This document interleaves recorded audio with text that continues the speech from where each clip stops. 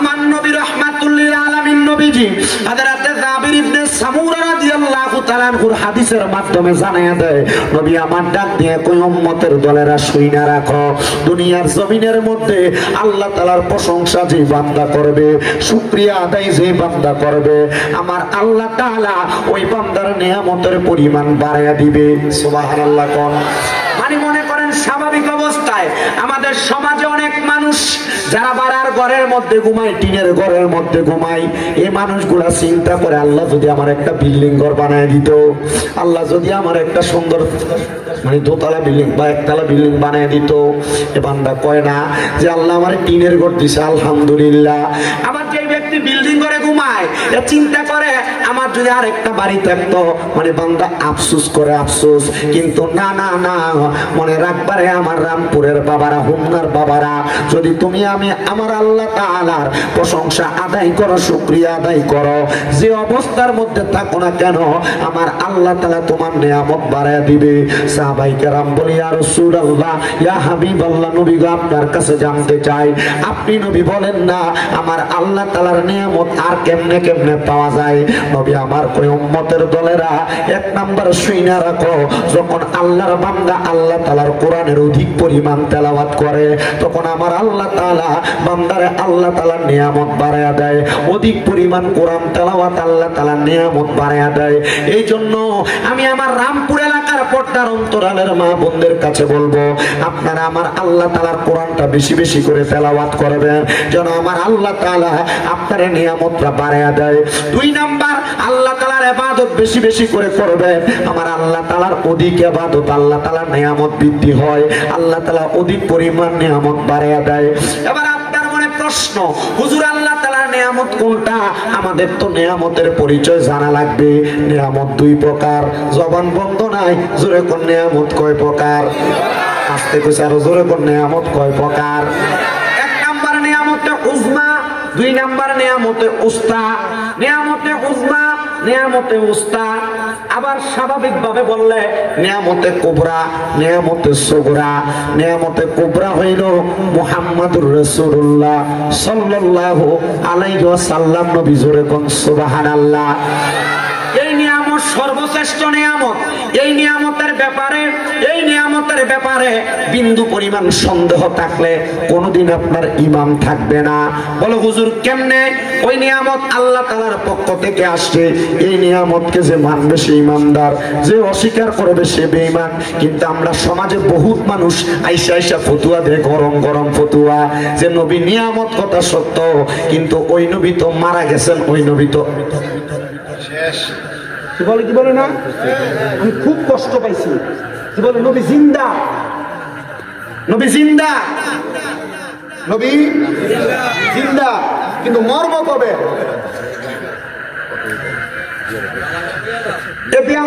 বইলা দিবেন বলে যারা নবী তারা কখনো মরে না। যারা নবী তারা কখনো মরে না। নবীরা ইন্তেকাল করে, ইন্তেকাল। এর জিগাইবেন ইন্তেকাল শব্দের অর্থ কি? ইন্তেকাল শব্দটা আরবি গ্রামারের ভাষায় বাবে ইনফিয়ালের ওজনে। ইন্তেকাল শব্দের অর্থ মরে যাওয়া নয়, ইন্তেকাল শব্দের অর্থ স্থানান্তরিত হওয়া, জায়গা পরিবর্তন করা। নবীরা মরে না, সাময়িক সময়ের জন্য জায়গা পরিবর্তন করে দুনিয়ার জগৎ থেকে নবীরা বরজকে আলমের মধ্যে যাইয়া। মিশকাতুল মাসাবি সহিহ হাদিস বলছে না? মিশকাতুল মাসাবির মধ্যে 121 নম্বর পৃষ্ঠার মধ্যে আল্লাহর নবীর হাদিস, আনদার রাদিয়াল্লাহু তাআলা আনহু কল قال رسول الله صلى الله عليه وسلم حرم الله على الارض ان تاكل اجساد الانبياء فنبي الله حي ويرزقون। আমার নবী নিজে বলতেছে আল্লাহ তাআলা জমিনের মাটিকে হারাম করে দিয়েছে নবীদের দেহ খাওয়া।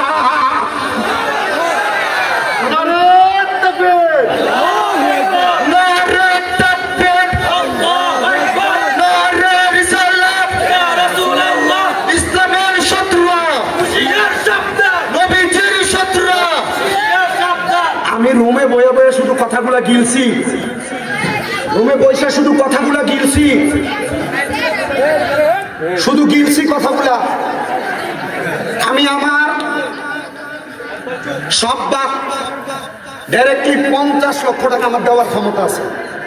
50 লক্ষ টাকার চ্যালেঞ্জ করলাম, কোন মারফুত আমি সহ সুন্নি উলামায়ে কেরামের আর 4 জন আলেম বসবে। আমি তো মূর্খ, আমি কথা বলবো না। তবে আমি যে হাদিস শরীফটা বলছি, এই হাদিস শরীফটা সহিহ হাদিস না, কোন বাঘের বাচ্চা প্রমাণ করতে পারবে না। যদি প্রমাণ করতে পারে জুতার মালা গলায় দিয়া হুন্না থেকে বের হয়ে যাবো মিয়া।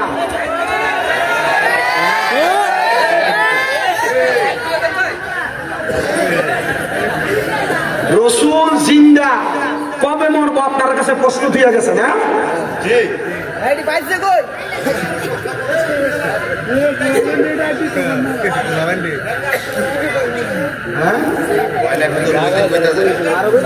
আরে আব্বা আমি কি বাঁচিয়েছি?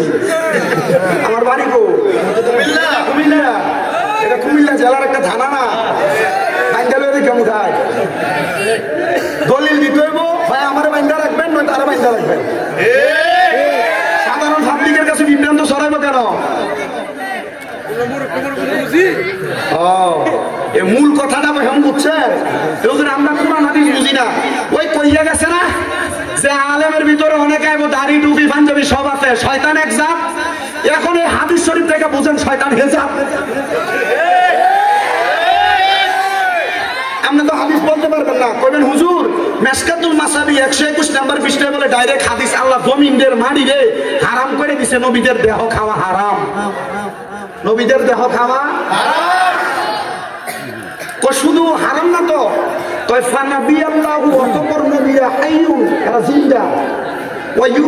এবং আল্লাহর পক্ষ থেকে রিজিক প্রাপ্ত হয়। আমি যে প্রথম বছর আইসি আপনার কাছে ওয়াজ করে দিয়ে গেছি, আপনার মনে রাখতে না পারলে কোনো অসুবিধা নেই। নবীরা জিন্দা না মরা? হায়াতুন। আবার আপনার কাছে ফতুয়া দেয় না না জাহিরি ভাবে নবীরা না, শুধু শহীদরাও জিন্দা। আরে শহীদরাও না, আপনার এলাকার যে লম্বা সম্মা মারা যায় এরাও তো জিন্দা। বলুন তো কেমনে? তো জিন্দা না হলে কবরের ভাষা দিয়ে দাম দে, আসসালামু আলাইকুম হালাল কুবুরকে কেমন বা ফেরে সালাম দেন, কথা কই না? সালাম দিলে তো সালামের জবাব দেওয়া ওয়াজিব, কথা কই না? সালাম দিলে তো সালামের জবাব দেন কি ওয়াজিব? তোর করলে তো গুনাহগার হয়, তো কবরের সামনে যে সালাম দেন কোন বাপে জবাব দেয়?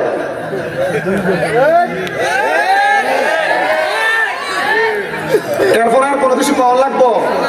তো নবীজির ব্যাপারে যার মন্তব্য ঠিক নাই, এরা বাকি যা বলবো সব বাপ। আল্লাহ বুঝার তৌফিক দাও।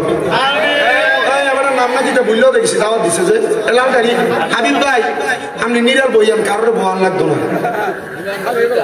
কারণ আপনি শুধু তাবার একটু রেডি করেন,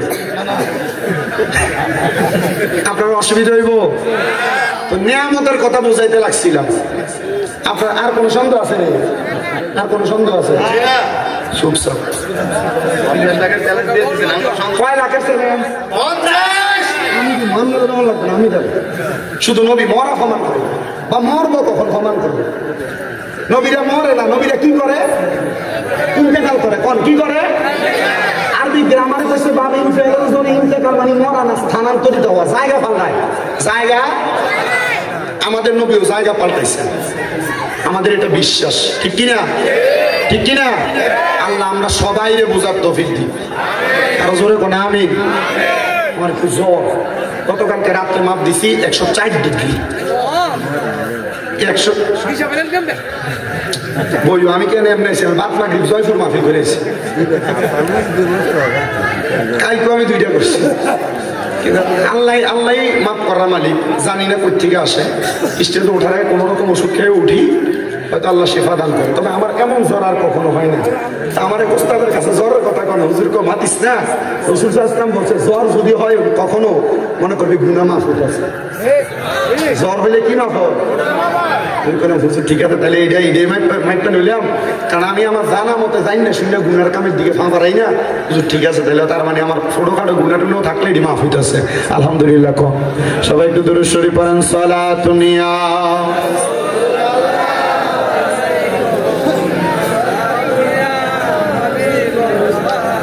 এত আসতে কেন? সালাতুনিয়া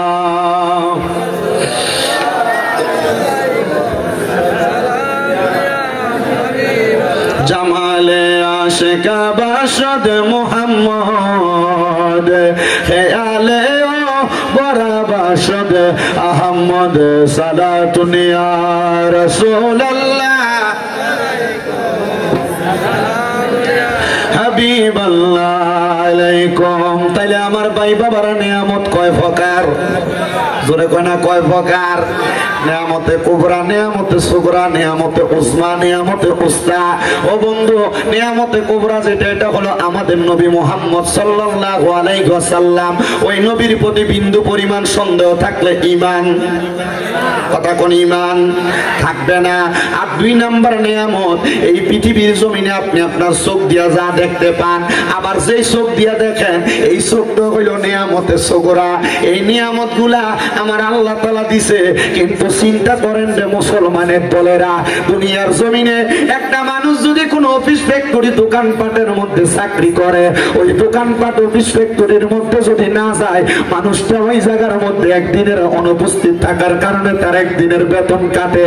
আমার আল্লাহ এত দয়ার আল্লাহ, আমার আল্লাহ এত মায়ার আল্লাহ।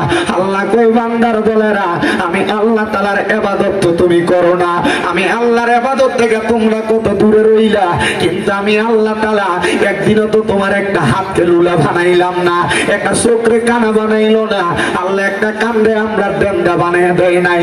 মাবুদ কেন এমন অবস্থা করলেন? আপনি কি বান্দারে শাস্তি দিতে পারতেন না? আমার আল্লাহ তো বান্দারে শাস্তি দিতে পারত, কিন্তু আমার আল্লাহ কয় বান্দা আমি শাস্তি দেই না। বান্দা গুনাহ করতে করতে যখন পেরেশান হয়ে যাও, লা তাকুনা তুমি রাহমাতিল্লাহ, আমি আল্লাহ রহমত থেকে নিরাশ হইও না। ইন্নাল্লাহা ইয়াগফিরুয যুনুবা জামিআ, নিশ্চয় আমি আল্লাহ সকল প্রকার গুনাহ ক্ষমা করিয়া দেই। ইন্নাহু হুয়াল গফুরুর রহিম, নিশ্চয় নিশ্চয় তিনি আল্লাহ, যিনি ক্ষমাশীল এবং দয়ালু। জানতে চাই আমার ভাই বাবারা বন্ধুরা, ওই আল্লাহ তাআলা যে তামদার গুনাহগুলো ক্ষমা কইরা দেয়, আমরা সবাই ওই আল্লাহ তাআলা শুকরিয়া আদায় করার দরকার আছে না নাই? সাহাবায়ে কেরাম কই নবী গো, ইয়া রাসূলুল্লাহ, ইয়া হাবিবাল্লাহ, নবী গো আপনার কাছে জানতে চাই আল্লাহ তাআলার নিয়ামতের প্রশংসা কেমনে আদায় করব? তুই নবী কয় 2 মাধ্যম। 1 নাম্বার বেশি কোরআন তেলাওয়াত, 2 নাম্বার বেশি বেশি আল্লাহর ইবাদত। এই 2টা মাধ্যমে আল্লাহ তাআলার প্রশংসা করা যায়। আসেন জবান বন্ধ না রাইখা মুহাব্বতের আওয়াজে উচ্চ কণ্ঠে আল্লাহ তাআলার কোরআনের তেলাওয়াত করি আর জোরে জোরে পড়ি, আউযু বিল্লাহি মিনাশ শাইতানির রাজীম, বিসমিল্লাহির রাহমানির রাহিম, ওয়া নুনাজ্জিলু মিনাল কুরআনি মা হুয়া শিফাa'un ওয়া রাহমাতুল লিল মুমিনিন। ওয়া ক্বালা তাআলা ফি কালামিহিল মাজিদ ওয়া ফি ফুরকানিহিল হামিদ, লা ইউকাল্লিফুল্লাহু নাফসান ইল্লা উসাহা। وقال في حديث الشريف عن انس رضي الله تعالى عنه قال سمعت رسول الله صلى الله عليه وسلم يقول ان من اشراط الساعه ان يرفع العلم ويكثر الزنا ويكثر الزنا ويكثر شرب الخمر ويقل الرجال ويكثر النساء حتى يكون ل50 امرأة القيم الواحد، متفق عليه او كما قال عليه الصلاه والسلام. وقال في روايه الحديث ابن ماجه عن انس رضي الله تعالى عنه قال سمعت رسول الله صلى الله عليه وسلم الا انبئكم بخياركم؟ قالوا بلى يا رسول الله. قال خياركم الذين اذا ذكر الله عز وجل، رواه ابن ماجه او كما قال عليه الصلاه والسلام. وقال في شان حبيبه ومحبوبه ومعشوقه مخبرا وآمرا، إن الله وملائكته يصلون على النبي يا أيها الذين آمنوا صلوا عليه وسلموا تسليما. اللهم صل মাওলানা মুহাম্মদ ওয়ালা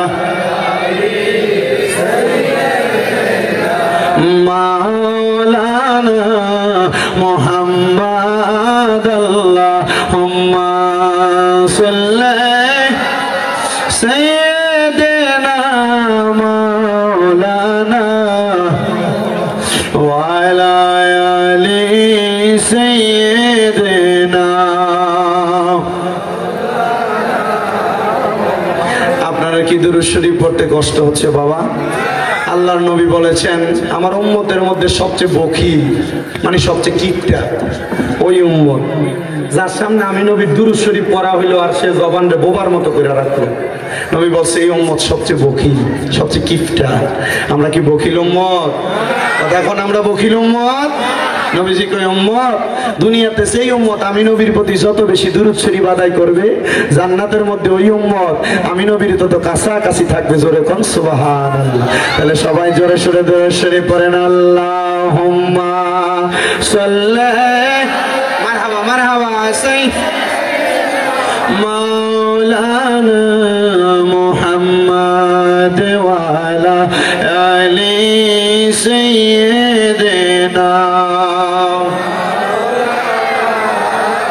रहमतल लिल आलमीन नबीजी रहमतेर खजीना रहमत दिए भरपुर करेन रहमत छाड़ा बाँची ना अल्लाहुम्मा सल्ली मौलाना मुहम्मद वाला आली सय्यिदना मौलाना मुहम्मद ला इलाहा इल्लल्लाहु ला इलाहा हस्बी रब्बी जल्लल्लाह मा फी क़ल्बी गैरुल्लाह पढ़ेन हस्बी ला मा फी क़ल्बी गैरुल्लाह नूर मुहम्मद पढ़ेन नूर मुहम्मद ला इलाहा इल्लल्लाह ला इलाहा इल्लल्लाहु नमाज रोजा सैरोना के हो माँ बाबर खिदमत सैरोना बोल नमाज रोना के हो माँ बाबर खिदमत सैरोना अमर नबीर दौरत बोलो ना अमर नबीर अमर नबी तुम्हारे बोलबे ना ला इलाहा इल्लल्लाहु ला इलाहा हैरे अनेक दूरे मदीना আমরা কেমনে যাব জানি না বলে অনেক না আমরা কেমনে যাব জানি না হায়রে দয়া আল্লাহ দয়া করেন রেনে নসিব করেন মদিনা লা ইলাহা ইল্লাল্লাহু লা ইলাহা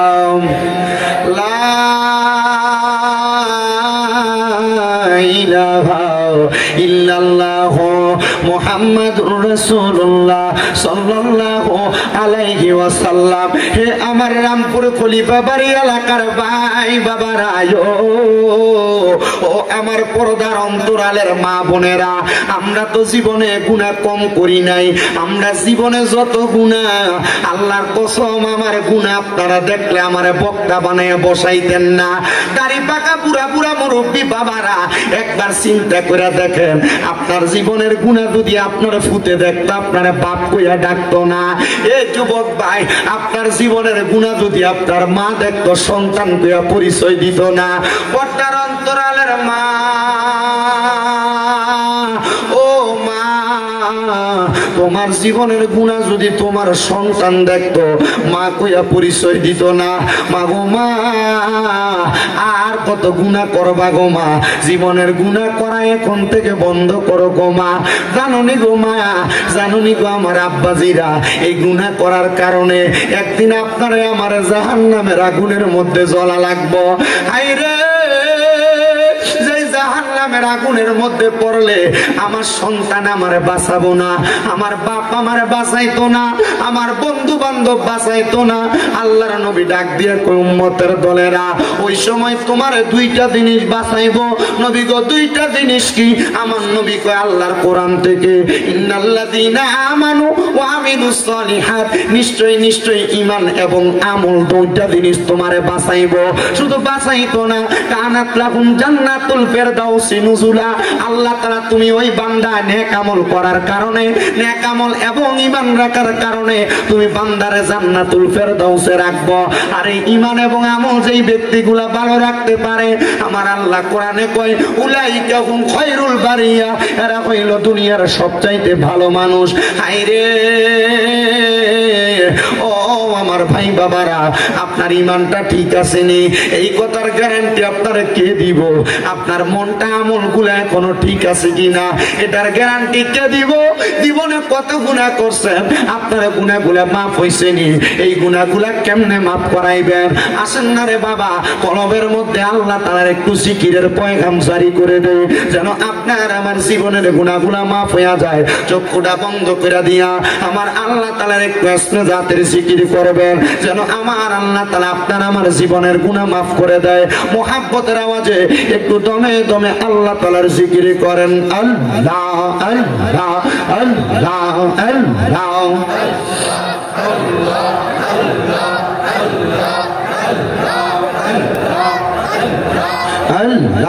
আল্লাহ আল্লাহ আল্লাহ, বান্ধব নাই, বান্ধব নাই গো মারহাবা।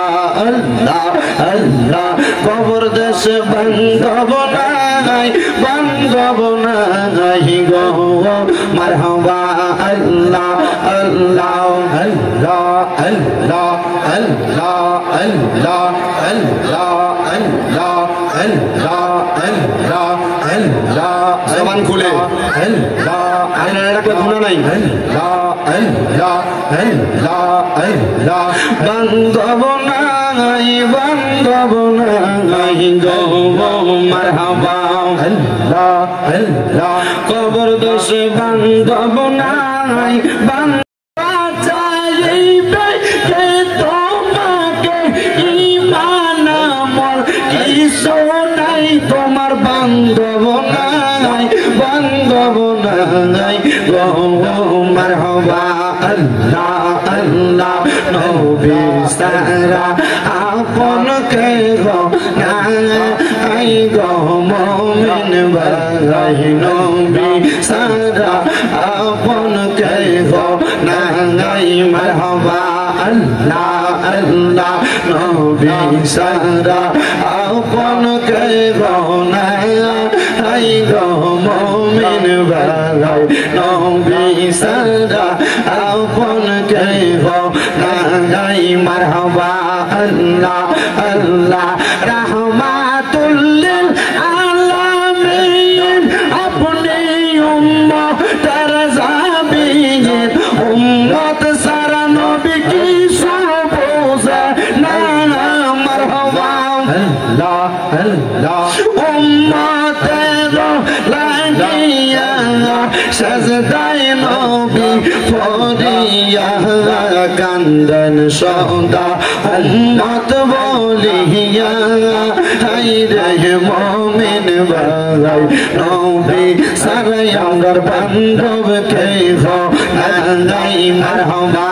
আল্লাহ আল্লাহ আল্লাহ, হায়রে হাবিবুল্লাহ আমরার চোখের মনি, মক্কি মাদানী হাবিবুল্লাহ আমরার আমরার চোখের মনি মারহাবা আল্লাহ আল্লাহ আল্লাহ আল্লাহ আল্লাহ আল্লাহ হাবিবুল্লাহ আমরার চোখের মনি মক্কি মাদানী হাবিবুল্লাহ আমরার চোখের মনি মারহাবা আল্লাহ আল্লাহ পাইতে চাইলে আল্লাহকে পাইতে হবে রাসূলকে পাইতে হবে যত আউলিয়াকে মারহাবা আল্লাহ আল্লাহ পাইতে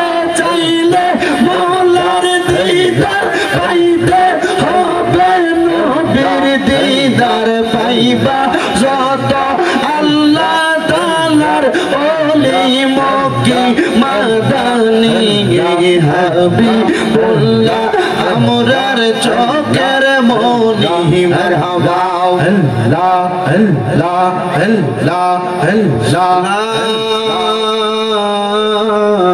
ইলাহা ইল্লাল্লাহ মুহাম্মাদুর রাসূলুল্লাহ সাল্লাল্লাহু আলাইহি ওয়াসাল্লাম।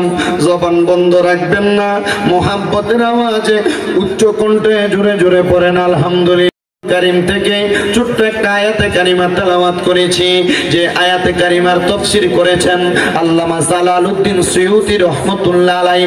ওনার তাফসীরে জালালাইন শরীফের মধ্যে তাফসীরুল কোরআন মাহফিল শুনেন, কিন্তু তাফসীরুল কোরআন মাহফিলের মূল ভাঙ্গানুবাদ এবং মূল ধারাবাহিকতা বোঝার চেষ্টা করেন। আল্লামা জালালউদ্দিন সুয়ুতী রাহমাতুল্লাহ আলাইহি এবং জালালউদ্দিন মুহল্লি রাহমাতুল্লাহ আলাইহি দুইজন তাফসীরকারক এক আয়াতের সমান সমান তাফসীর করতেছেন।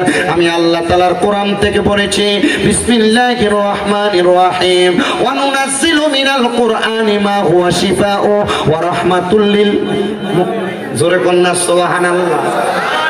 তাআলা ঘোষণা করেন অনুনাজ্জিলু মিনাল কুরআনি, এবং আমি কোরআন নাজিল করেছি। মারহাবা কইতেন না? মা হুয়া শিফাউ, আল্লাহ তাআলা এটাকে শিফা হিসেবে মানে রোগের নিরাময়কারী হিসেবে, ওয়া রাহমাতুল লিল মুমিনিন, কাদের রোগের নিরাময়কারী হিসেবে, মুমিনদের রোগের নিরাময়কারী হিসেবে আল্লাহ তাআলা কোরআন নাজিল করেছেন। ও মুসলমান, কোরআন কেমনে মুমিনের জন্য নিরাময়কারী? এবার রাসূল সাল্লাল্লাহু আলাইহি ওয়াসাল্লাম বলে, ও জগতের বান্দার দলেরা, ও জগতের উম্মতের দলেরা, যখন তোমরা আল্লাহ তাআলার কোরআনের দিকে তাকাইবা, তোমাদের যে কোনো রোগের কথা স্মরণ হইলে আল্লাহ তাআলার কোরআনে তোমাদের সকল রোগের চিকিৎসা আছে। এবার আপনারা বলেন, আল্লাহ তাআলার কোরআনে আমাদের সকল রোগের শিফা আছে না নাই? আরো জোরে কোন আছে না নাই? ও বাবা, আমরা সমাজে কত ফতোয়া, হুজুররা দিয়া কোরআন খতম করান যাইতো না, হুজুররা দিয়া সাবা খতম করান যাইতো না, এত রকমের খতম নাকি হুজুররা বাইর করছে। কিন্তু কোরআনের ভিতরে অনেকগুলো আয়াত আছে, যে আয়াতগুলো পয়রা পয়রা কোন অসুস্থ ব্যক্তির সামনে যদি একটু ফু দেওয়া হয়, আল্লাহ তাআলা কোরআনুল কারীমের আয়াতের বরকতে দুনিয়ার ওই অসুস্থ মানুষটারে শিফা দান করে দেয়। আর উলামায়ে কেরাম এটার নাম দিতে শাফা খতম। আপনারা হয়তো জানেন, ও বাবা, কোরআনুল কারীমের কতগুলা কোরআনের আয়াত পড়ে, কিন্তু এর মধ্যে সর্বশ্রেষ্ঠ একটা সূরা হইল, যে সূরাটার নাম হলো সূরাতুল ফাতিহা। ওই সূরা ফাতিহার একটা না, দুইটা না, তিনটা না, আল্লাহ তাআলার কোরআনুল কারীমের সূরা ফাতিহার 19টা অর্থ হয়, 19টা অর্থ হয়। সূরা ফাতিহার 19টা অর্থের মধ্যে একটা অর্থ হইল উম্মুল কোরআন, উম্মুল কোরআন মানে কোরআনের মা। আর একটা অর্থ হইল আয়াতুশ শিফা, সূরা ফাতিহার একটা অর্থ হইল মানে রোগ নিরাময়ের সূরা। যদিও কখনো আলেম না পান, বলে হুজুর আলেমগারে দিয়া তাইলে কি লাগে আয়াত পড়ায়, আমরা ফললো তো পারতাম। আরে বেটা, মনে রাখবা, উলামায়ে কেরাম বলে দুনিয়ার জমিনের মধ্যে ওমাইয়াকশাল্লাহু মিন ইবাদিহিল উলামা, দুনিয়াতে সবচাইতে বেশি আল্লাহকে ভয় করে আলেমরা। জোরে কোন সুবহানাল্লাহ।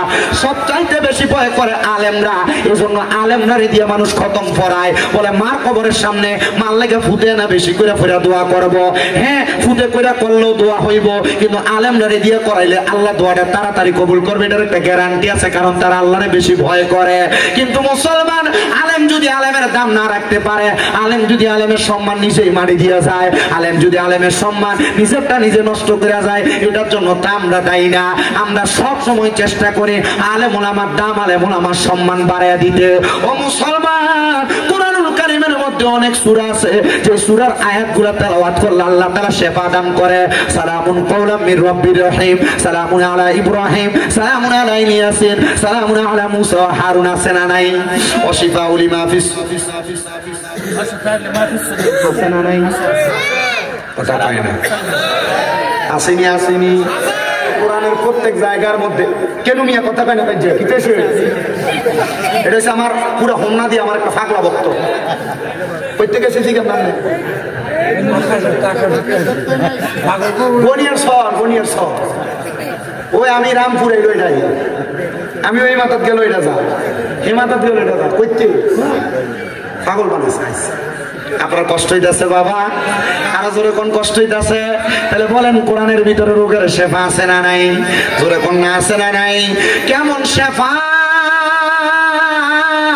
রাহমাতুল লিল আলামিন নবী শিখিয়ে দে উম্মত, আল্লাহ তাআলার কোরআন যখন তোমরা তেলাওয়াত করবা এমন ভাবে তেলাওয়াত করবা যেন আমার আল্লাহ তাআলা তোমাদের মনের পুঙ্খানু ছোট বড় সব গুনাহ মাফ করে দেয়, তোমাদের আশা পূরণ করে দেয়, তোমাদের মনের বেদনাগুলো আল্লাহ তাআলা শুইনা নেয়।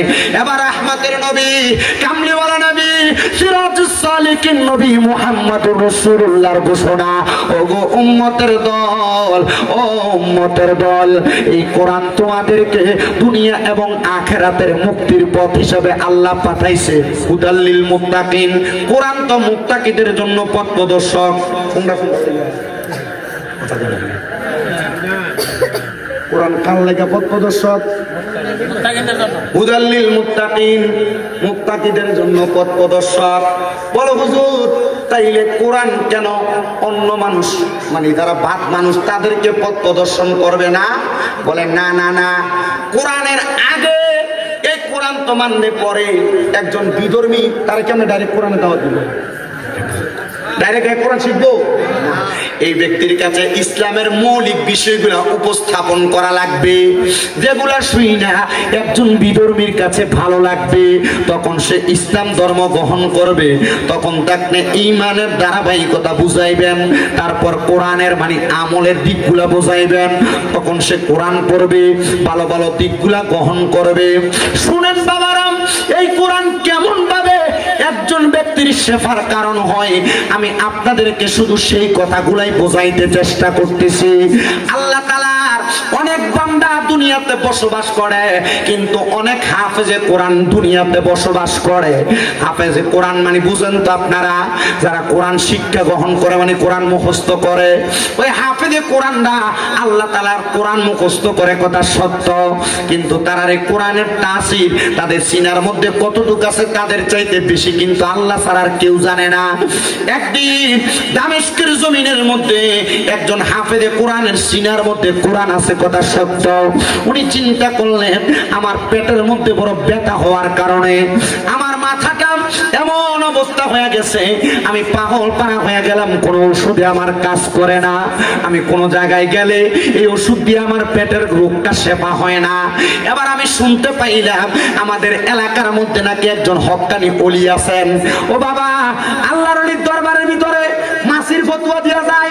আরে বাবা, নবী যখন দুনিয়াতে ছিলেন, নবীজি দুনিয়া থেকে রওজা মুবারকে যাওয়ার আগে দুনিয়ার জমিনের ভিতরে এই দুনিয়াতে মাসির যে ফতোয়া মারে আপনার কাছে, এগুলা তো আপনারা বুঝাই দিয়ে গেছে গা, আপনারা এরপরে আর বুঝার মতো আপনি চিন্তা করতেছেন আর কইছে এটা সহি, এটাই সহি, এটাই সহি না। আরে বাবা, মাজারওয়ালা এই ব্যক্তিগুলা তো আল্লাহর ওলি, এই ব্যক্তিগুলা তো হক্কানি। কিন্তু হ্যাঁ, আরেকটা কাহিনী আছে, আপনার এই অত্র অঞ্চলের ভিতরে বিভিন্ন জায়গায় মাজারের ভিতরে আছে না, আল্লাহর ওলির নাম দিয়ে মাজারের ভিতরে বেরিয়ে দিয়ে গান করে। কথা ঠিক আছে ভাই? কথা ঠিক আছে নি?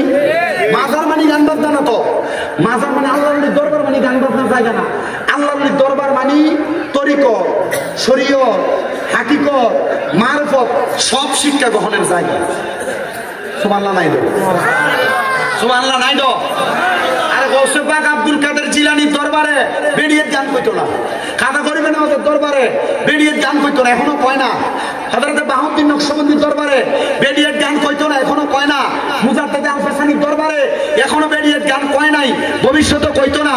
মনে রাখেন বাবা, মনে রাখেন, মাথায়ও রাখেন, আল্লাহর অলিরা মানুষকে সত্য ধর্ম এবং দিন শিখাইতে আসে। তো আল্লাহর অলিরা হক, এই আল্লাহর অলিদের ওসিলা দিয়ে যখন আমরা দোয়া করি তখন আমরা কাছে ওসিলা কই ফেলি। ওসিলা দিতে কে কইছে? ডাইরেক্ট আল্লাহর কাছে যাবি। ওসিলা দিতে আল্লাহ কইছে, আল্লাহর কোরআন ওয়াবতাকু ইলাইহিল, আল্লাহ নিজে বলতেছে ওসিলা তালাশ করার জন্য। আমরা আল্লাহর কথা মানি। বলেন কার কথা মানি? ওয়াবতাকু ইলাইহিল ওসিলা কি আমার কথা না আল্লাহ কোরআনের কথা? আমরা আল্লাহর কোরআনের কথা মানি। আমার সাথে জিজ্ঞান, আমার সাথে শুনি নেই কত পুকুরে জিজ্ঞান, আমি মিশা কথা বলে দিতেছি। আল্লাহর কোরআন বলে ওসিলা দেওয়ার জন্য। ওসিলা কাট দিবেন? হক্কানি রব্বানি ব্যক্তিদের ওসিলা দিবেন। কথা কোন না, হক্কানি রব্বানি ব্যক্তিদের ওসিলা দিবেন। কেমন ওসিলা দিবেন? এবার ওই হাফেজে কোরআন বলতেছে আমার পেটের মধ্যে বড় পীড়া, দামেস্কের জমিনে বড় মাপের আল্লাহর ওলি, ওই আল্লাহর ওলি ওনার দরবারের মধ্যে কত মানুষ আসা যাওয়া করে, কত মানুষ আসা যাওয়া করে। ওই মানুষগুলা আল্লাহর ওলির কাছে যায় কত রকমের কথা বলে। কিন্তু বাবারা আপনারা মনে রাখবেন, সব সমস্যার সমাধান করে দেয় কি? ধরে বলেন না কে? আল্লাহ করে দেয়। কিন্তু আল্লাহর ওলিরা সামান্য ওসিলা মাত্র।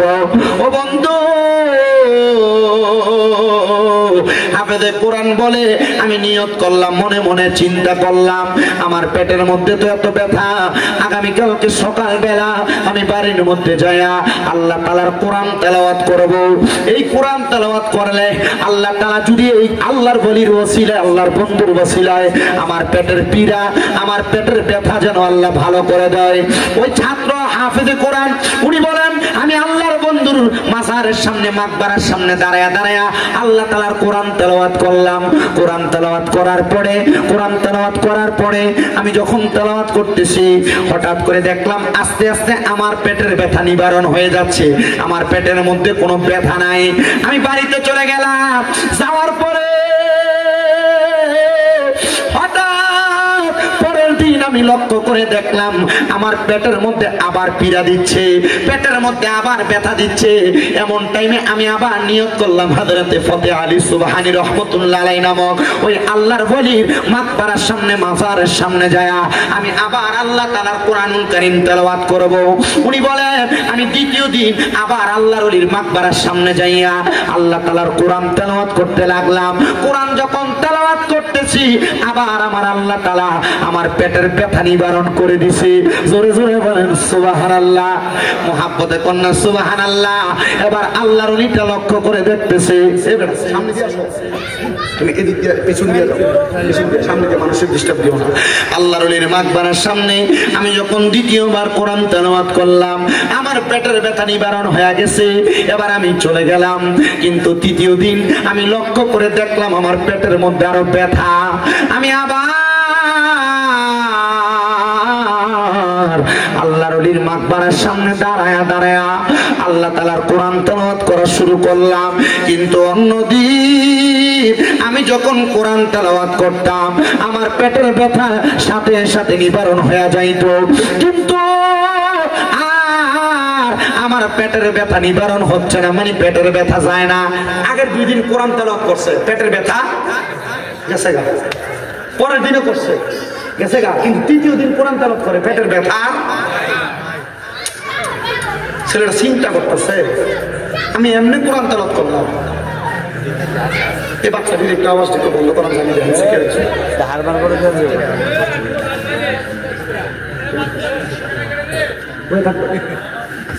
আবার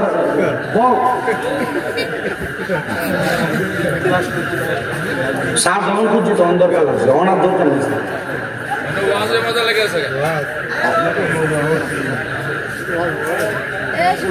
প্রথম দিন কোরআন তেলাওয়াত করছে, পেটের ব্যথা কি হয়ে গেছে? দ্বিতীয় দিন করছে, তখন পেটের ব্যথা।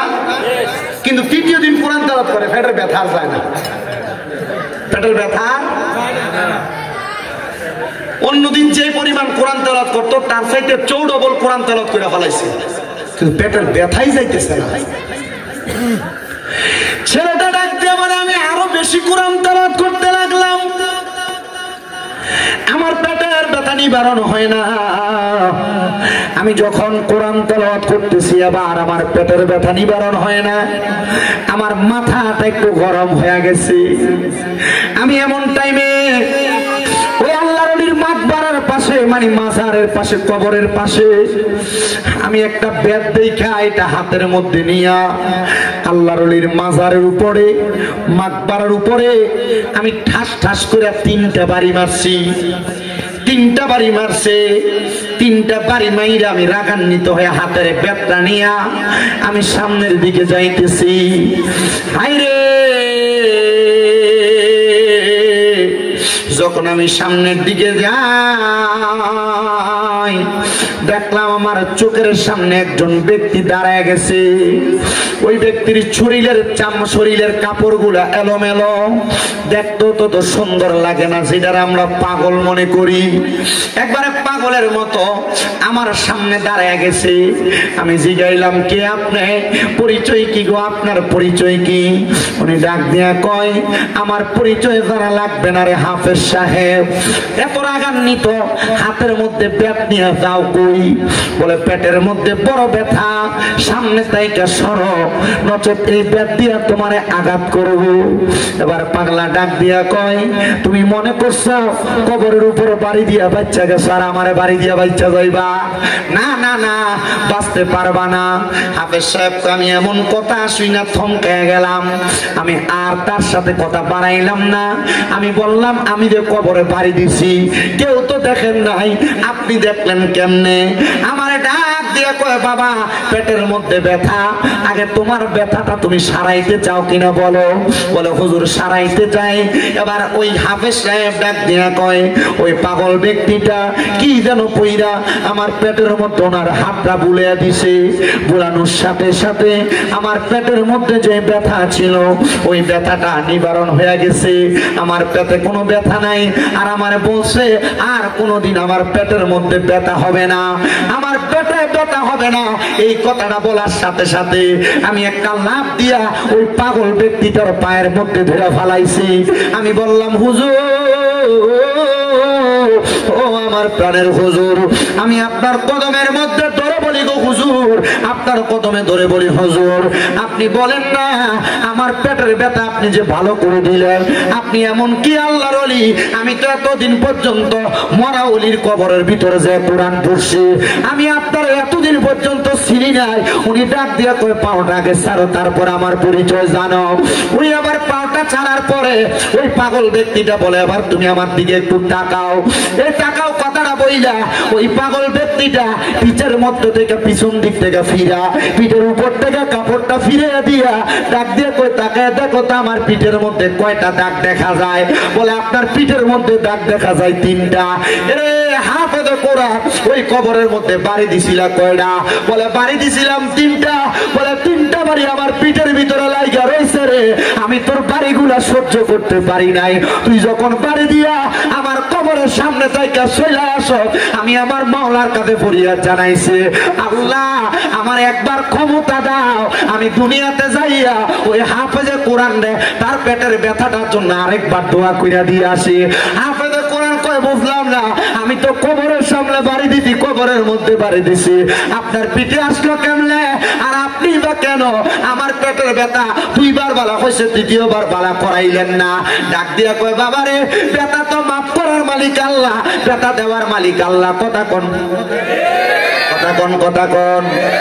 আমার এত রোগ হয়, এতে জ্বর হইয়া রয়েছে। গত পরশুদিন মাহফিল করছি, পরশুদিন তো করলাম বাঞ্ছারামপুর করিগঞ্জ দিয়েছেন, বাঞ্ছারামপুর করিগঞ্জ যদি ফেরিঘাটের এখানে স্টেজ থেকে নামার পরে দাঁড়াইতে পারতেছি না, গাও একবারে থরথর করে কাঁপতেছে। ড্রাইভারে কইলাম, তাড়াতাড়ি যে কোনো ফার্মেসির সামনে আমার গাড় করেছে। তেমন বাড়িতের মতো টাইমে গেছে গরিপুর পর্যন্ত। গরিপুর পর্যন্ত যায়া তো মোটামুটি এক হসপিটালের সামনে নিয়ে ঢুকাইছে। এখানে যাও না তো, আমার কাছে ডাক্তার আছে, আপনারা হয়তো পরীক্ষা দিব, রক্ত পরীক্ষা করতে না কিছু বুঝি গাড়ি ঘোড়া। আসলে তো রক্ত বাইক করলে এটা আমার কাছে ভালো লাগতো না। এমনি একবার রক্ত দিছি, আলহামদুলিল্লাহ কিন্তু আমার সে এটা আমার কাছে ভালো লাগতো না, জ্বর হয়েছে ঠিক আছে আগে বাইর যাই পরে দেখতাম, এখানে কোনো কাম টাম হতো না। আমি কাছে তাওয়াক্কাল তো আল্লাহ ওয়া রাসূল, আগে বাড়ির যাই, পরে কুমিল্লাতে যাইয়া কুমিল্লার টেলিকোনা সমনিতে আলিফ ফার্মেসি আছে আমার এক ভাই মুজাম্মেল ভাই, ওনারা কইলাম ভাই শব্দ আছে, পরে মাপ দিয়ে কইলাম না 160 ডিগ্রি, পরে মাপ দেওয়ার পরে কি সাপোজ ভিতরে বুঝ যেটারে কই আর কি এটি দিছে, আর ওষুধ পাল্টাই দিছে, লইয়া মোটামুটি দেখলাম যে পরের দিন থেকে একটু একটু ভালো আছে। আজকেও গতকালকেও 2টা মাহফিল করতে পারছি, আজকেও 2টাই যে আপনাদের একটু সুন্দর করে করতেছি।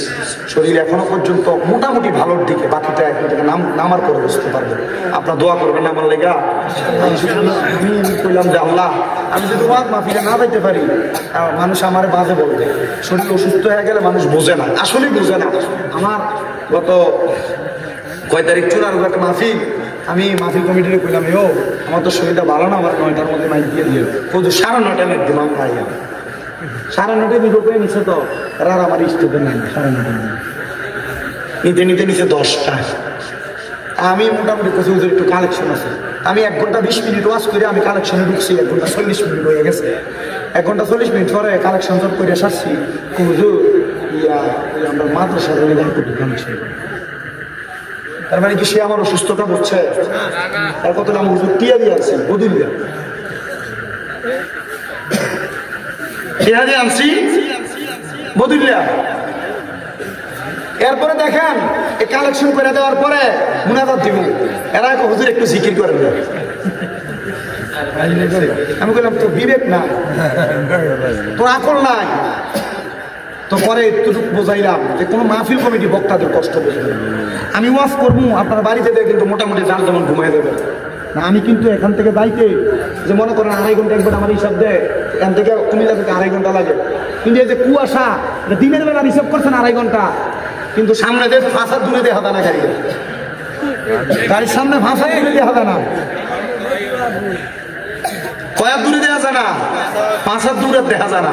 তখন আর কেমন 2.5 ঘন্টাতে কুমিল্লা যায়, তখন যাইতে দিতে ফজর, তো রাতের ঘুম কি দিনে হারায়? আমরা তো মোটামুটি মনে করেন বহুত টিয়া হয়ে যায়, এটাই শেষ হয়ে যায়, যে পরিশ্রম করে এটা হয়ে যায় না। কই আপনার কাছে তো গত বছর দাওয়াত দিয়ে গেছে, আমার মাদ্রাসা 2-1টা ফলামিন বাড়াইতেন, হারাইছেন না প্রত্যেকে, কি দরকার? যা কই বাবু যেমনি আছি এমনি আলহামদুলিল্লাহ, আমিন কোন আর পুরো কোন আমিন। আপনারা ফাটাইলেও আছেন, না ফাটাইলেও আছেন। গত পরশুদিন আমার মাদ্রাসার মাহফিল হয়েছে, 150 জন সবক লইছে, মারহাবা কয় না তো? 100 কয়জন সবক লইছে? 50 জন। এই মাদ্রাসায় ছাত্রই আছে 375 জন। এক মাদ্রাসার কথা বলছে, আমার মাদ্রাসা 6টা। যে হুজুরে বড় বড় লিখছেন ভিট্টা দা, হুজুরে জিজ্ঞেস হুজুর আপনার মাদ্রাসা কয়টা? এরা নিয়ে ঢাকা ফ্ল্যাট কিনে, বাড়ি কিনে, কথা কন না কা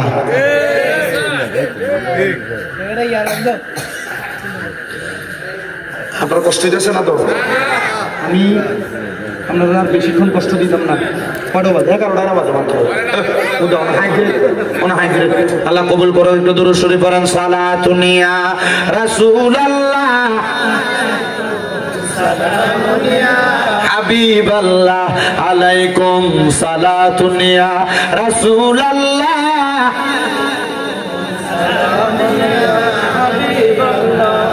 মদিনার মাটি যদি হইতাম, নবীজিকে বুকের মাঝে রাখিতাম। সালাতুন ইয়া রাসূলুল্লাহ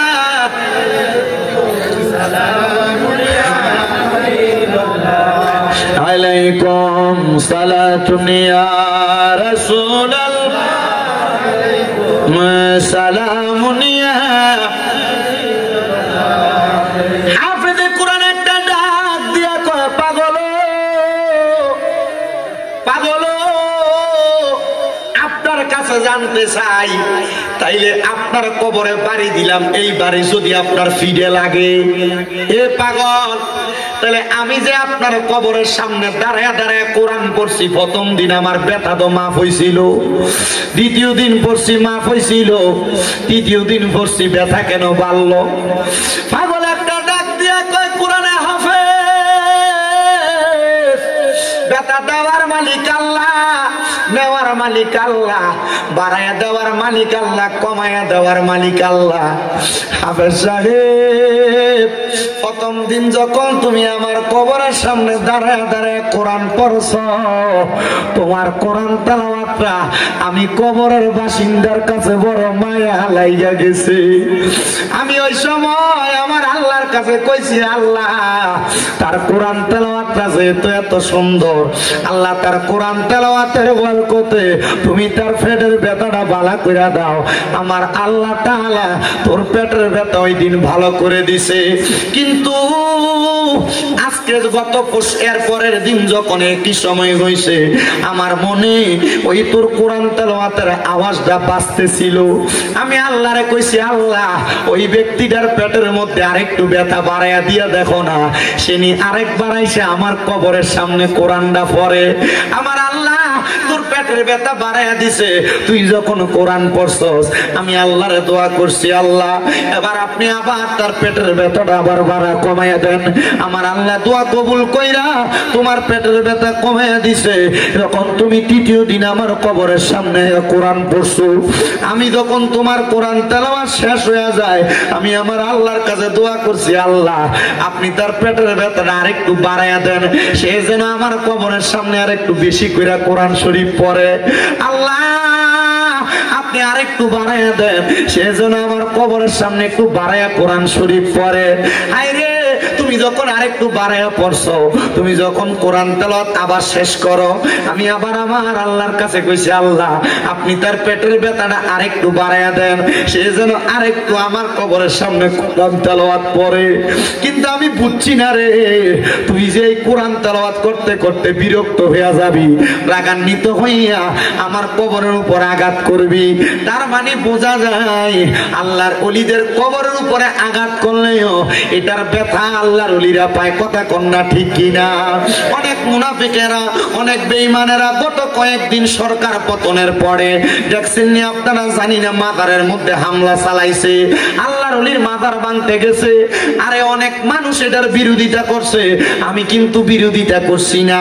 আমারে যখন কেউ কয় হুজুর দেখছেন নি এরা তো যায় যায় মাজার ভাঙ্গালায়, আমি কইছি বেশি করে ভাঙতো ক, বলে হুজুর মা এটা কেমন কথা কন? আমি কইছি এরা মাজার ভাঙতে গেছে, মাজার কিন্তু ভাঙছে না। কয় হুজুর কেন গো? আমি কইলাম এরা তো মাজার ভাঙতে দেয়, শুধু উপরের ইট পাথরটি সরাইছে। এরারে কইয়া দেখো 3.5 হাত মাটির তল পর্যন্ত যাইতে যাইয়া দেখবো ওই জায়গার মধ্যে মাজারওয়ালা জিনিস শুয়া রইছে রে, তাজা আল্লাহর ওলিরা শুয়া রইছে। আরে কেউ শেষ পর্যন্ত ভাঙ্গে নাই, উপর দিয়া ভাঙ্গা ভাঙ্গা চলে আসছে, রাতের অন্ধকারে সোরার মতো যায় যায় ভাঙছে। ঘোষণা দিয়া যদি সুন্নিরা আল্লাহর ওলির মাজার ভাঙতে যাইতো, আল্লাহর কসম সুন্নিরাও তাদেরকে প্রতিহত করত। মনে রাখবেন, আমার আল্লাহর নবী ঘোষণা করে, আল্লাহ তাআলা হাদিসে কুদসির মাধ্যমে জানায়া দেয়, মান আদালি ওয়ালিয়ান ফাকাদ আযামতুহু বিল হারব। আমার আল্লাহর বন্ধুদের সাথে যারা দুশমনি করে, আল্লাহর ওলিদের সাথে যারা বেয়াদবি করে, আমার আল্লাহ কয় আমি আল্লাহ নিজে তার লগে যুদ্ধের ঘোষণা করি। এবার আপনারা বলেন বাবারা, আল্লাহর ওলিদের লগে বেয়াদবি করলে যদি আমার আল্লাহ যুদ্ধ ঘোষণা করে, আল্লাহর লগে যুদ্ধ করার ক্ষমতা দুনিয়ার কোন মানুষের আসেনি রে বাবা? নাই নাই নাই। আল্লাহর লগে যুদ্ধ করতে যাইবা, আল্লাহর লগে যুদ্ধ করতে গেলে ফেরাউন নমরুদের মতো জুতার বাড়ি খেয়ে মরা লাগবো। আমার কথা কয় না খা, ফেরাউনের মতো নীল নদের পানির ভিতরে সুবা খেয়ে মরা লাগবো। এই জন্য আল্লাহর ওলিদের লগে তোমরা কোনোদিন বিয়াদবি কইরো না। পারলে মানবা, না পারলে দূরে দূরে থাকবা। কিন্তু যখন তুমি কোনো আল্লাহর ওলিদের সঙ্গে বিয়াদবি করবা, আমার আল্লাহ তাআলা ডাইরেক্ট তোমার দুনিয়া এবং আখিরাতের মধ্য থেকে তোমারে কাটাইয়া রাখবে। এই জন্য আমার পর্দার অন্তরালের মা ও আমার বাবারা, আমি যেই জন্য এই কোরআনুল কারীমের মর্যাদার বয়ানটা করতেছিলাম, আপনারা বেশি বেশি করে কোরআন তেলাওয়াত করবেন। আপনারা অনেকে কত দোয়া করেন, আমার আল্লাহ তাআলা আপনারা দোয়া কবুল করে না। এই কথা বলেন না, কত দোয়া করেন, দোয়া কবুল করে না। এর মধ্যে দোয়া কবুল না হওয়ার কারণ হলো 3টা। কয়টা? ধরে কোন না কয়টা? দোয়া কবুল না হওয়ার কারণ হইল 3টা। 1 নাম্বার হালাল খানা ফেটে যায় না। 2 নাম্বার আমরার ভিতরে ইখলাস নাই। ইখলাস মানে খোদা প্রীতি নাই আর কি, এখলাস নাই। 3 নাম্বার আমরার ভিতরে ইহসান নাই, মানে মানুষের প্রতি মায়া মোহাব্বত মায়া মমতা নাই। এই জন্য আমরা দোয়াটি আল্লাহর কাছে কবুল হয় না। তো দোয়া কবুল হওয়ার মূল মাধ্যম যেটা, ইবাদত কবুল হওয়ার মূল মাধ্যম যেটা, সেটা হইলো হালাল খানা। আমরা হালাল খামো কই থেকে? আমরা সমাজের ভিতরে দিয়ে সুদখোরের অভাব নাই, কথা বল না কেন? আমরা হালাল খামো কই থেকে? আমরা সমাজে ঘুষখোরের অভাব নাই।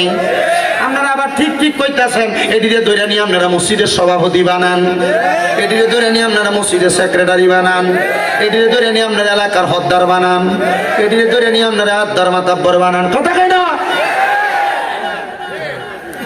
আসেনি? আছে আছে।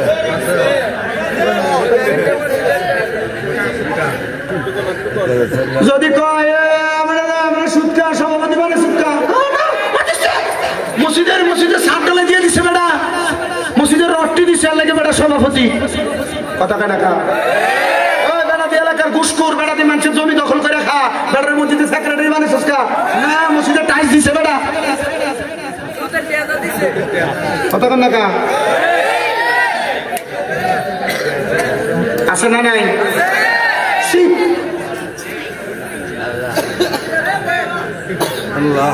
আপনার কষ্ট হইতেছে?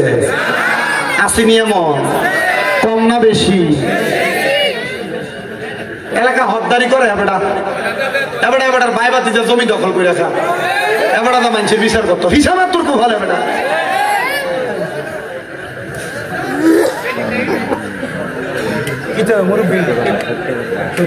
সত্য কথা বলে ওরা এমন আছে না নাই? মানুষের জমি দখল করে কায়দা মানুষের বিচার করতো হত্যা। হ্যাঁ, সাধনে বয়ে বয়ে দেখবেন লম্বা লম্বা কথা এই সুৎকুর আর গোসুর কি করে তোর আর করে নুরা।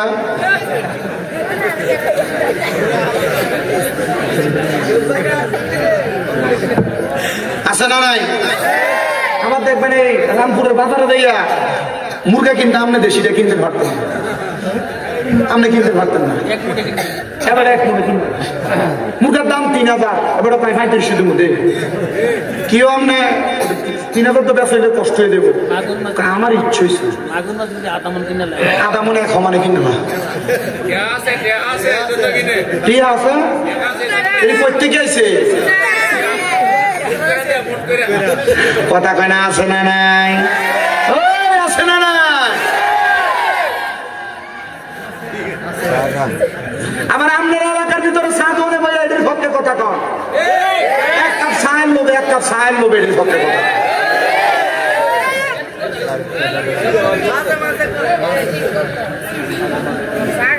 কথা কথা বলেন এমন আছে না নাই?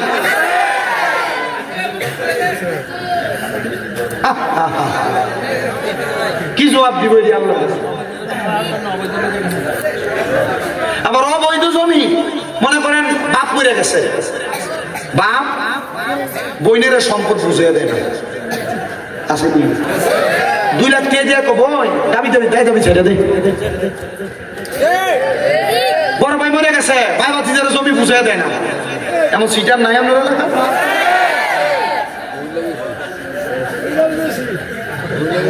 আল্লাহ এটি থেকে আপনারা হেফাজত করবো, আমিন কর।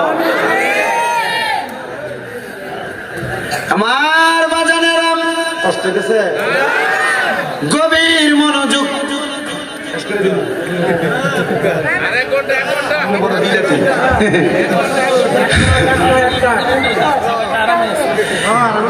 আমার তো আরাম না, আমার তো বেরাম।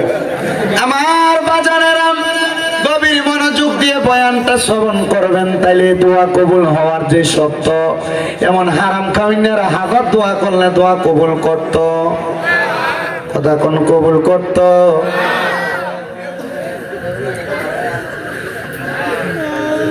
আল্লাহরে ভয়ও করা লাগবো, মানুষের প্রতি ইহসানও করা লাগবো, মায়া দয়াও করা লাগবো, লাগবো নি। অনেক মা বোনেরা দোয়া করে কবুল হয় না। মা বোনেরা মনোযোগ দিয়ে শুনো গো মা, তোমরা জান্নাতে যাওয়া বড় সহজ গো মা। আল্লাহর নবী শিখিয়ে দেয়, কোন মহিলা যদি 4 কাম করে জান্নাতি। কয় কাম? নবী গো 4 কাম কি? নবী কয় 1 নাম্বার, কোন মহিলা যদি পর্দা করে, 2 নাম্বার কোন মহিলা নামাজ পড়ে 5 ওয়াক্ত, 3 নাম্বার কোন মহিলা রোজা রাখে, 4 নাম্বার কোন মহিলা যদি স্বামীর আদেশ অমান্য না করে, তাহলে এই মহিলার জান্নাত একবারে সহজ। এ মহিলার চাইতে বড় আল্লাহর ওলি দুনিয়াত নাই। মারহাবা কোন, মারহাবা কোন।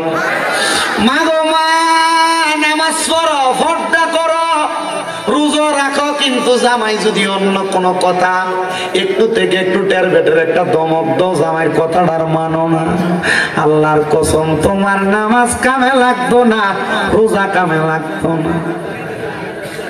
লাগবো না, না কথা বলে না, মনে না তো। দিনের বেলা ঝগড়া করে রাত্রেবেলা অন্যদিকে মুখ ফিরে রাখে।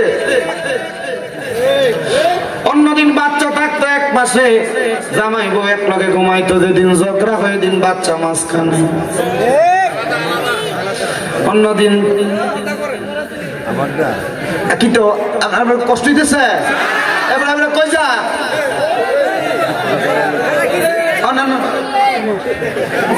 তারা ধরে রাখতে কষ্ট। আমরা আছে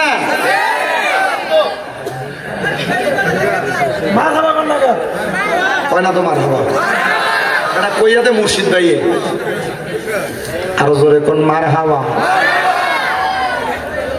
অন্যদিন জামাই বউ ঘুমাইতো 2 বালিশে, কিন্তু মা বোন দোয়া কবুল হইব কেমনে? আপনি কত দোয়া করেন, ঘর থেকে রোগ বালা মুসিবত ছাড়ে না, আরে ছাড়বো কেমনে মা? আপনি তো আপনার জামাইয়ের মন খুশি রাখতে পারছেন না। কথা কন আমার বাবারা, আমার বন্ধুরা, ও পর্দার অন্তরালের মা বোনেরা, দোয়া কবুল হওয়ার মূল মাধ্যমের ভিতরে আরেকটা মাধ্যম, স্বামীর মনটারে খুশি রাখা লাগবো। স্বামীর মনটা যদি অখুশি রেখে আপনি রাত্রবেলা ঘুমান, আমার আল্লাহর আযাবের ফেরেশতারা আপনারে লানত দিব। মহিলারা স্বামীর আদেশ মানতে চায় না, স্বামী তাদেরকে কত রকমের আদেশ করে শুনতে চায় না, কিন্তু আল্লাহর নবী বলে কোন মহিলা তাদের স্বামীর আদেশ ছাড়া বাবার বাড়ি তো যাইতে পারবে না। কিন্তু বাবার বাড়ি দূরের কথা, বেটি পুরা হুমনা বাজার ঘুরে চইলাই জামাইয়ের খবরও থাকে না। 3 বছর দাবাত দিতাম না দিলে কি তৈব?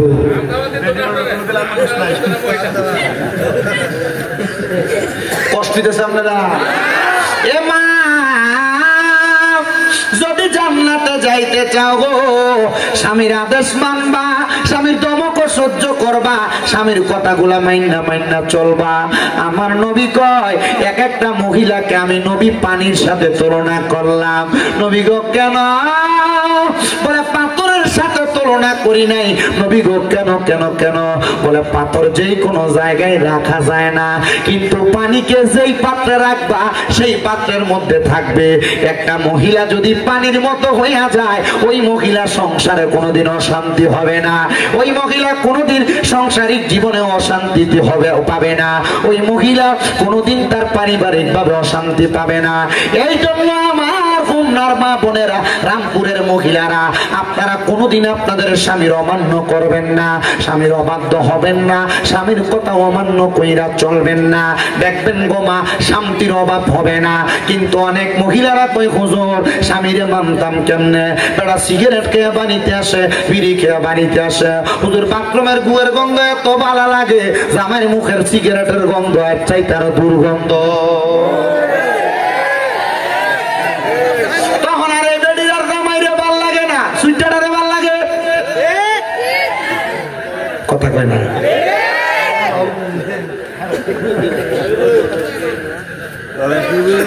আপনার মুখের ভিতরে দুর্গন্ধ, ফসা গন্ধ। আপনার বউ আপনার রাত্রবেলা গেলে আপনার পাশে দিয়ে শুইব কেমন? আপনি আমার ভালো লাগে না তখন। আর এটা বন্ধ করার লাগবো না। আল্লাহ দোহাই লাগে, যে পোলা পান অথবা যে ভাইয়েরা সিগারেট খায় এরা জিজ্ঞাসা করে দেখেন শিক্ষক কার কাছে। এরকম একদিন আমার এক ভাইবে কইছিল, কোন রকম একটা টান দিয়ে দেওয়া হচ্ছে না, একদিন কোন রকম একটা টান দিয়ে দেওয়া হচ্ছে না, তারা বানাইছে।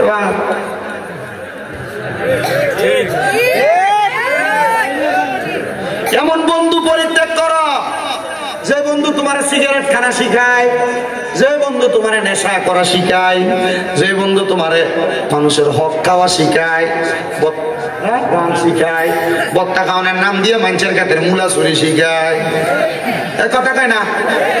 আছে না নাই?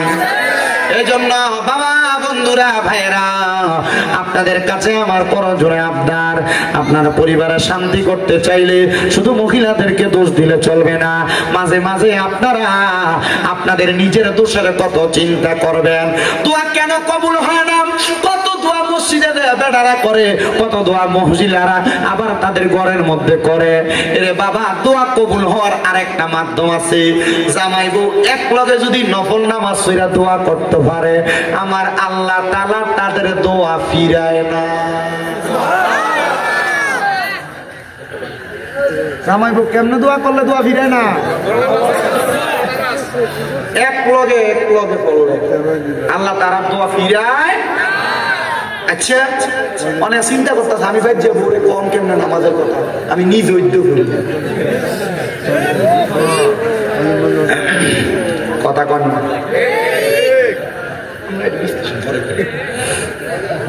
ঠিক আছে নি?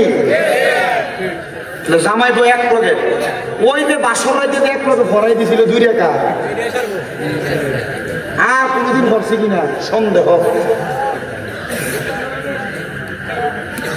করার দরকার আছে না নাই? দরকার আছে না নাই? ও বন্ধু, ও নবীর উম্মতের দলেরা, এমন দোয়া কে করছে জানো?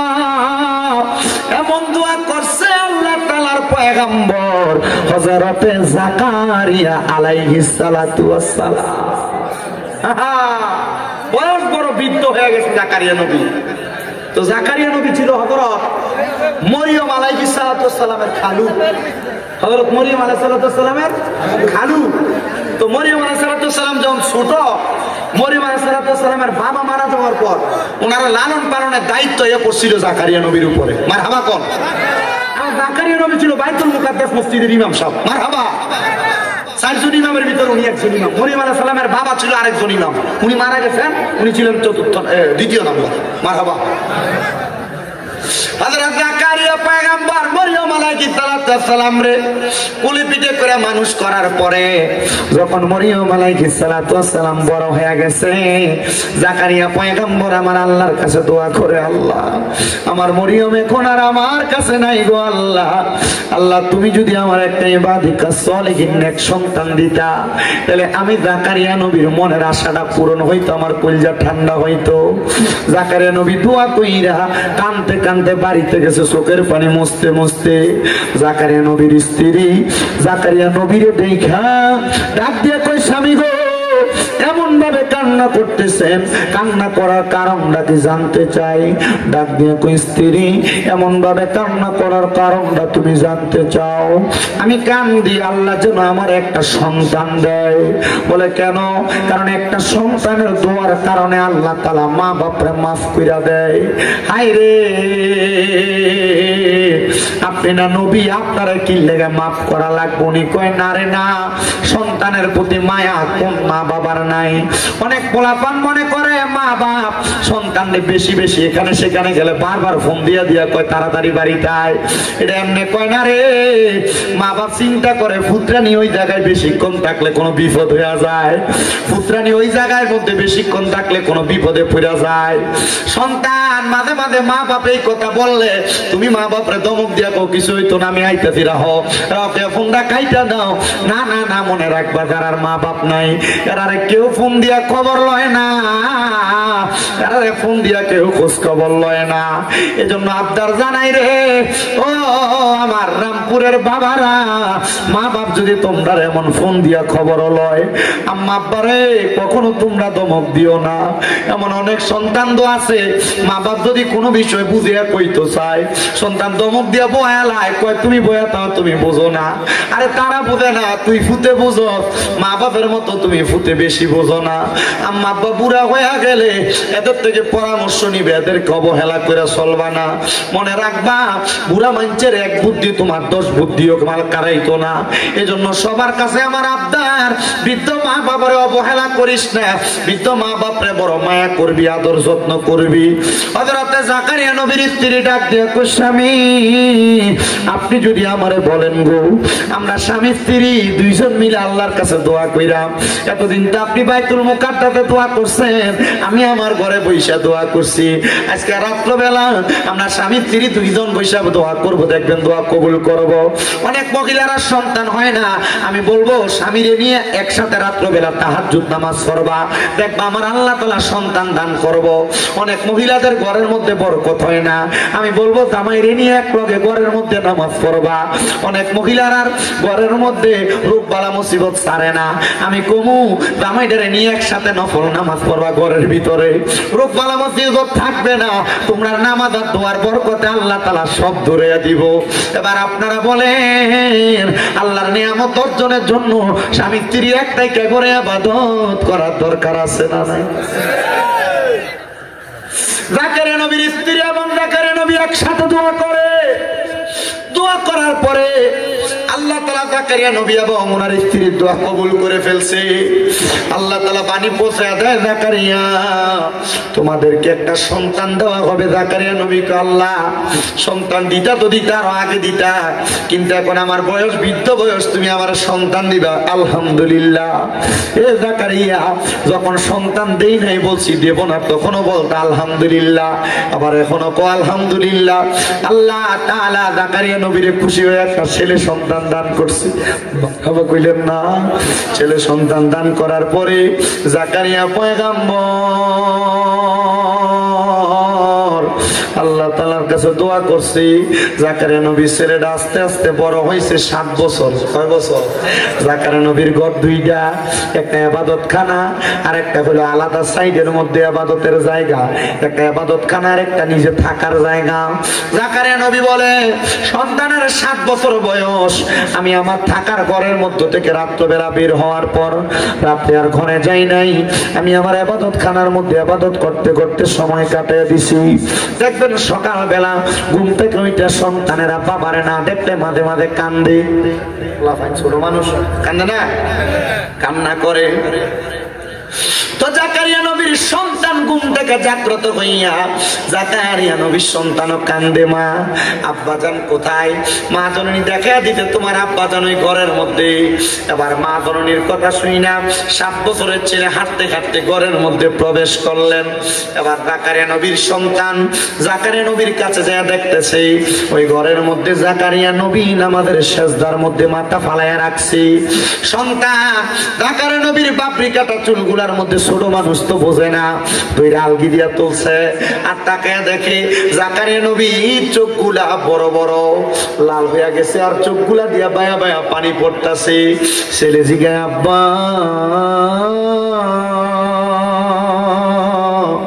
ও আব্বা, আপনার চোখের মধ্যে কেন এত পানি? জাকারিয়া নবী কান্দে, হাত ডাক দিয়া কয়, বাবা মারাত্মক জায়গা রে, ওই কবরের পরে হাসর, মিজান, ফুলসেরা 3টা জায়গা আছে জান্নাতের আগে। ওই কবর থেকে জান্নাত পর্যন্ত যে 3টা কঠিন জায়গা, ওই 3টা কঠিন জায়গা পাড়ি দেওয়ার সহজ করার যে মাধ্যম, এটা হলো বান্দার চোখের পানি।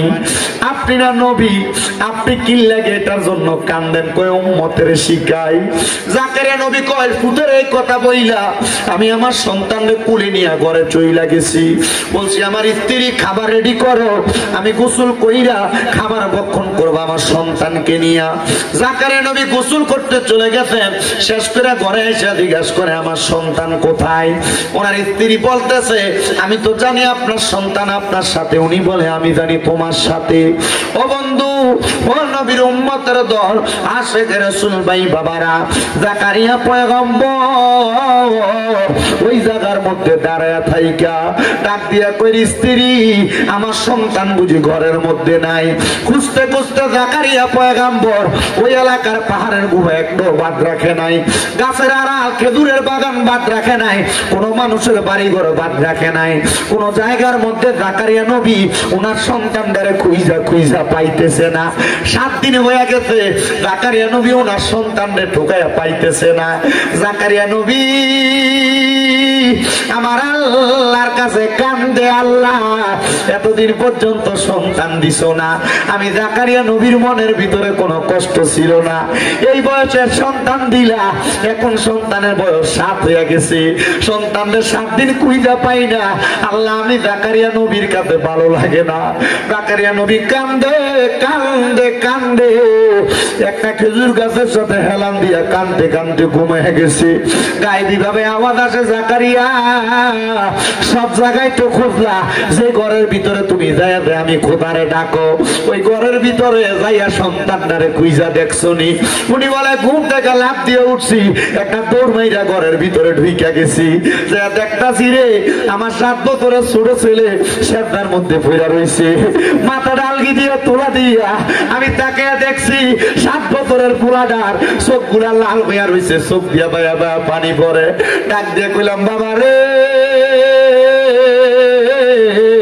এই ঘরের মধ্যে 7 দিন তুমি কি করো? সন্তান ডাক দিয়া কয়, আব্বা 7 দিন আগে আপনি না আমারে বলছিলেন এই কবরের মধ্যে টাইকা জান্নাত পর্যন্ত যাওয়ার জন্য হাসর মিজান ফুলসিরাত নামক যে কঠিন জায়গা আছে, ওই জায়গাটা পাড়ি দেওয়ার মূল মাধ্যম চোখের পানি। আব্বা আমার আল্লাহ তো আমি সন্তানরেও মাফ দিত না, এই জন্য আমি কান্দি, আমার আল্লাহ যেন আমারে মাফ কইরা দেয়। চিন্তা করছো নি রে ও আমার রামপুরের বাবারা, তোমার 7 বছরের পোলারা মোবাইলে কার্টুন না লাগিয়ে দিলে ভাত খায় না, মোবাইলের ভিতরে টিকটক ভিডিও না লাগিয়ে দিলে সন্তান ভাত খাইতে পারে না। আর ওই সন্তান 7 বছরের বয়স আল্লাহ তাআলার কবরের ভয়ে কান্দে।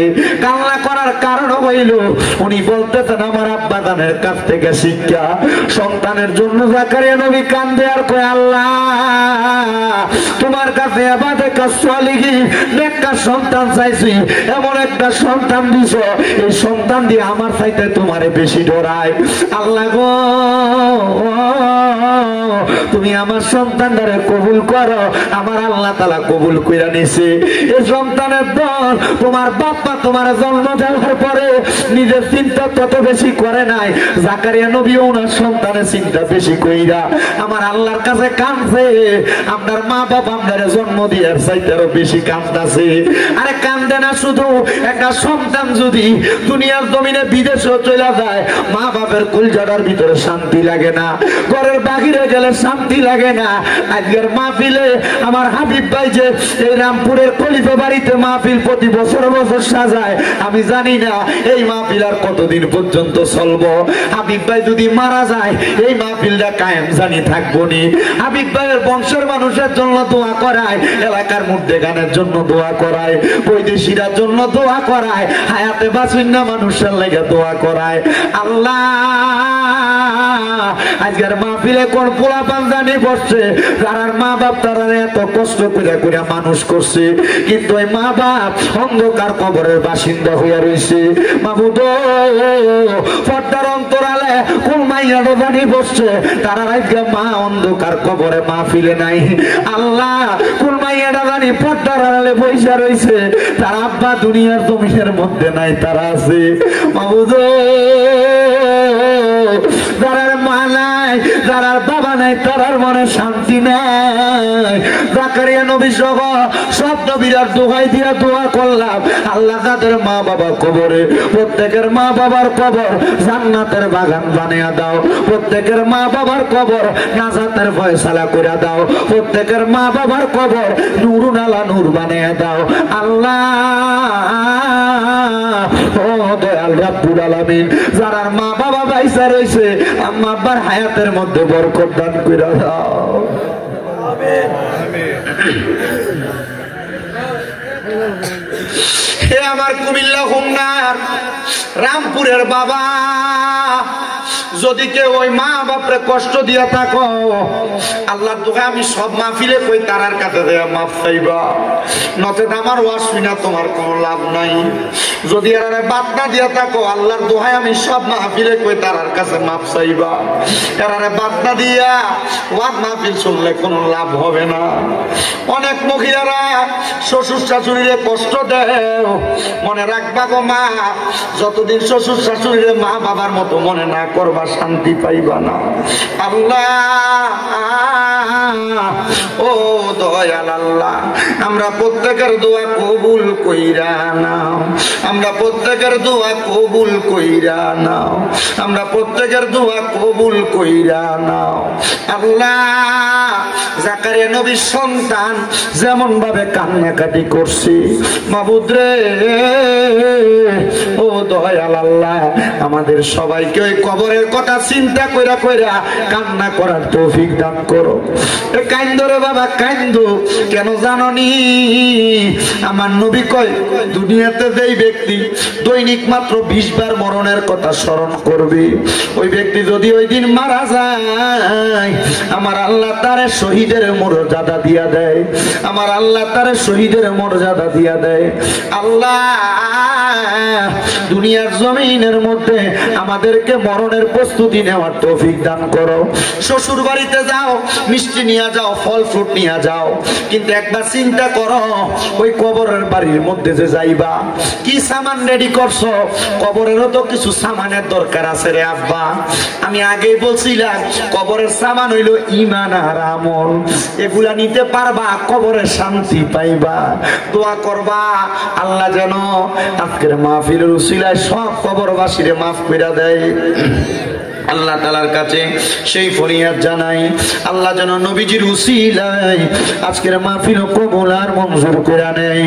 আসলেন নবী এই দরাতে রহমত বরকত নিয়ে, চলুন সবাই তাজিমে সালাম দেই ওই নবীর ইয়া নবী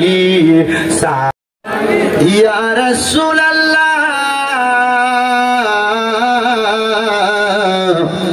ওয়া ইয়া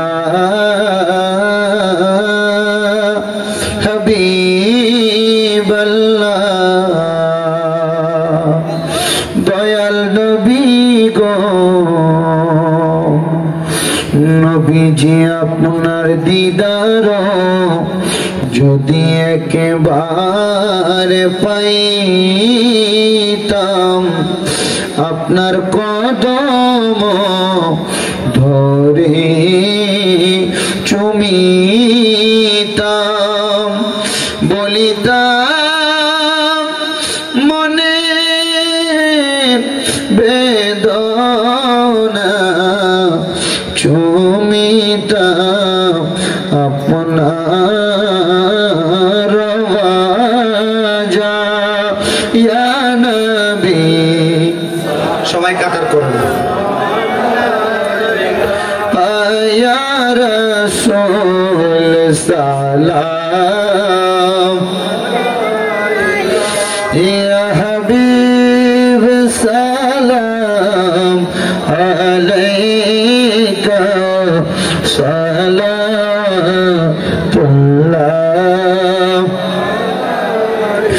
মায়ের নবীজি ওগো উম্মতের দরদি আমার নবী গো, আমরা মরণে থাকিব একা, আমরা কবরে যাই বয়ে একা, হাসরে উঠিব একা, পাই যেন আপনার দেখা ইয়া নবী সালাম ইয়া রাসূল ইয়া হাবিব সালাম সালাওয়াতুল্লাহ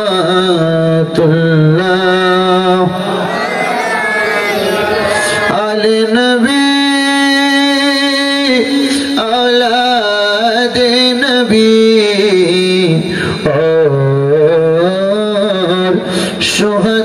शुहदाए किराम शुहदाए करबला हजरत इमाम हुसैन जान देने की हालत पेला सलाम मुस्तफा जाने रहमत पे लाम शमअ बज में हिदायत पेला खाजाए खाजे खान खाजा गरीब नेवाज उसे महीनों दीनों मिल्लत पेला हो सलाम मुस्तफा जाने रहमत पेला लाम शमअ बज में हिदायत पेला